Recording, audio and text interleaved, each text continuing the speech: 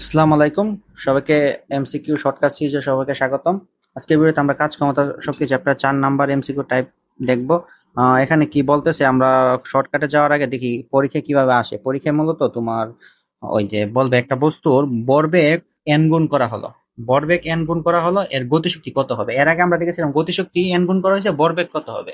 দুইটা একটু ভুলিয়ে ফেলো তোমরা, এটা একটু মনে রাখো। আর এটা বলতেছি কোনো শর্টকাট না, আমাদের একটা সূত্র ছিল, E K equals to p square by 2m। ওইটা থেকে মূলত রূপান্তর করা।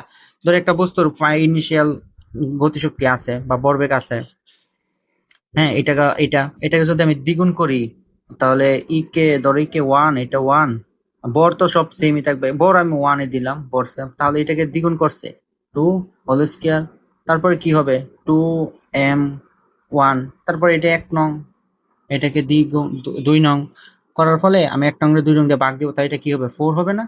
এটার মান 4 পি স্কোয়ার আসবে, পি স্কোয়ার চলে যাবে, চলে যাবে, আর ইকে 1 ইকে 2 থেকে যাবে, তার মানে 4 আসতেছে, ভাগ করার পরে 4, তবে অ্যান্সার হবে কি 4 গুণ মানে 4 হবে।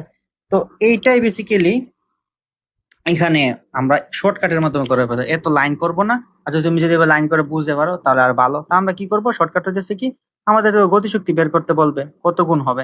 আমি কি করব, ডাইরেক্ট যেটা ই2 বের করতে বলবে, ই1 তো র্যান্ডমলি বলে দেওয়া থাকতে পারে বা না দেওয়া থাকলে কিছু করার নাই, 1 ধরে নিব। এটাকে আমরা কি করব, ডাইরেক্ট মানে যে কত গুণ করতে বলছে n হোল স্কয়ার ই1 বসিয়ে দিব।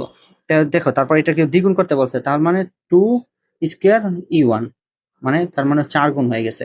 সিমিলার এটা 3 গুণ করতে বলছে, এখানে যদি আমি 3 বসাই তাহলে কি আসবে 3 স্কয়ার, তার মানে 9 9 ই1। এটাই আমাদের অ্যান্সার, এই যে দেখা দেওয়া এখানে দেওয়া আছে। তো আশা করি বিষয়টা বুঝতে পারছো।